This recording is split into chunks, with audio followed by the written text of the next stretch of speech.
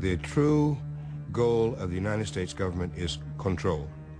And they feel that if the United States did not control the governments of Latin America, then somebody else would.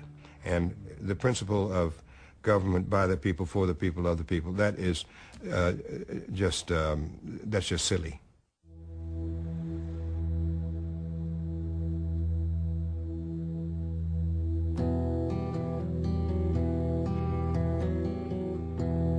This is Santiago, the capital of Chile. In 1973, the National Stadium was turned into a concentration camp as a military coup, backed by the United States, overthrew the democratically elected government of Salvador Allende.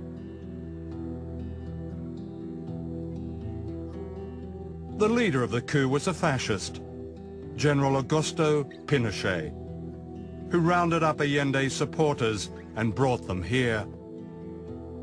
A young medical student, Roberto Navarrete, was one of them. These changing rooms were used as what when you were imprisoned here? They were used as places where people were kept inside here, 50 or more. You can see that there was actually no room to move around here. Even all these places were full of people sleeping here, and there were no blankets or anything. Even some people actually slept here. There was very little room. When they started to torture you all, yeah, what did they do to you then? The techniques they used were beating you, especially in sort of places where it could become very painful, with a rubber truncheon, and especially the genitals and the soles of the feet, and, you know, the arms and various places.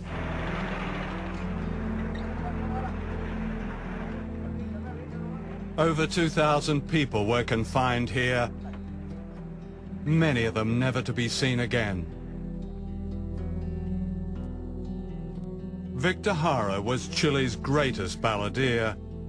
His songs had celebrated the popular democracy of the government of Salvador Allende.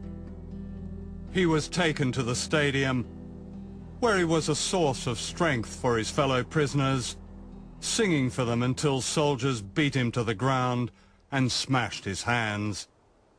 In his last poem, smuggled out of the stadium, he wrote, "What horror the face of fascism creates! They carry out their plans with knife-like precision. For them, blood equals medals. How hard it is to sing when I must sing of horror, in which silence and screams are the end of my song." After 2 days, they killed him. How old were you? I was 18. 18? Yeah. Oh. Does the fear that you experienced then, is that something that imprints itself on the rest of your life? Yes, but we felt it was part of what we were trying to build in this country. What they were trying to build was a just, equitable democracy that took control of Chile's economy from the United States and its proxies. For the invisible people of Latin America, Chile under Allende became an inspiration. In Washington, President Nixon secretly plotted to destroy the Chilean economy. "We're going to make the economy scream," said Nixon. In Santiago, General Pinochet, America's man, sent in his British-made bombers against the presidential palace. It was September the 11th, 1973, a date that held an infamy and irony 28 years later.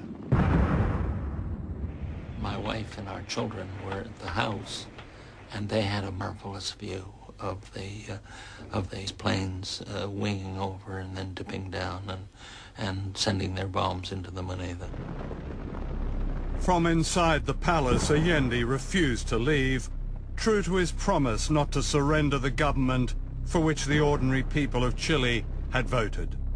He broadcast this last message: Then he shot himself. Trabajadores de mi patria, tengo fe en Chile y su destino. Sigan ustedes sabiendo que mucho más temprano que tarde, de nuevo, abrirán las grandes alamedas por donde pase el hombre libre para construir una sociedad mejor.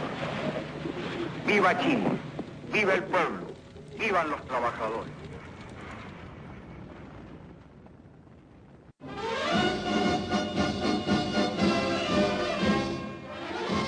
With General Pinochet in power, Washington again denied it had destroyed another democracy. We had no contact with any of the people that carried out the military coup, and therefore the coup that overthrew Allende was done without contact with the United States. A very different story is told by these secret documents. In October 1970, the CIA cabled its man in Chile.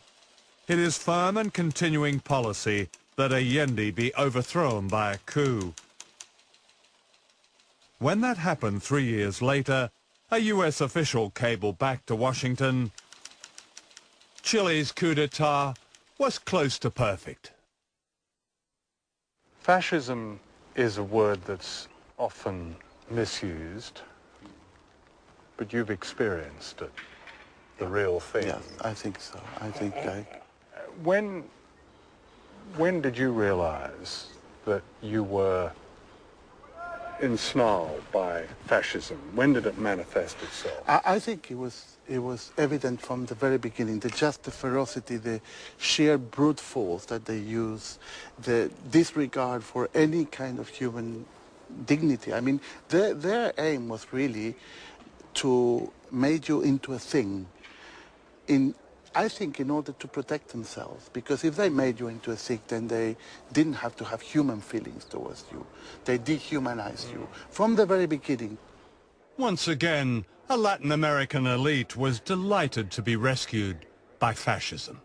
A country has to be well set, has to be well run, well worked, and see that everyone does the work. Because if they don't, then that country goes to the dogs. And this is the one man that's been able to hold them. I don't believe there's any torturing done in this country. Because you understand one thing. Why torture somebody when you can shoot them?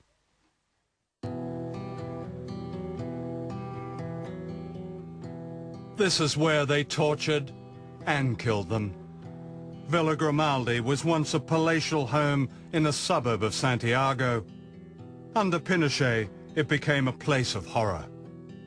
Today, it's a memorial to its many victims. Sarah DeWitt, then a student activist, was a survivor. What was the date that you were arrested? Do you remember? Oh, yes. I was picked up on the 3rd of April, 1975, 7 o'clock, on the dot. So the junta had been in power for about 18 months. Yes. So when I realized, someone had put what I imagine it was a gun, on my back and said to me, don't make any noise, don't try to run because we will shoot you. You are coming with us. In a strange wooden tower like this, in spaces the size of a dog's kennel, people were tortured to death.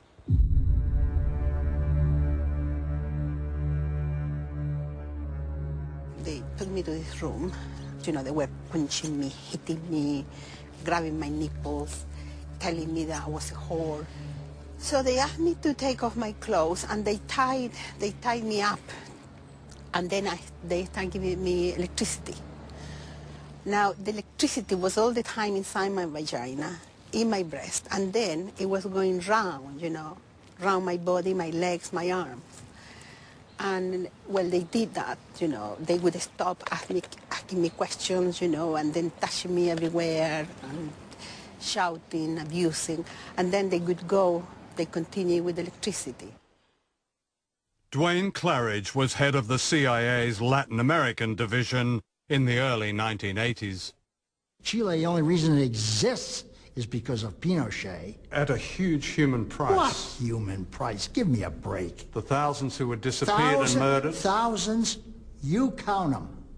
What thousands? Well, and I've don't seen... talk to me about truth commissions. I've seen their names in the cemetery in Santiago. Yeah, you're saying... Yeah, you're saying they're thousands. fakes? There aren't thousands. Well... There aren't thousands, sir.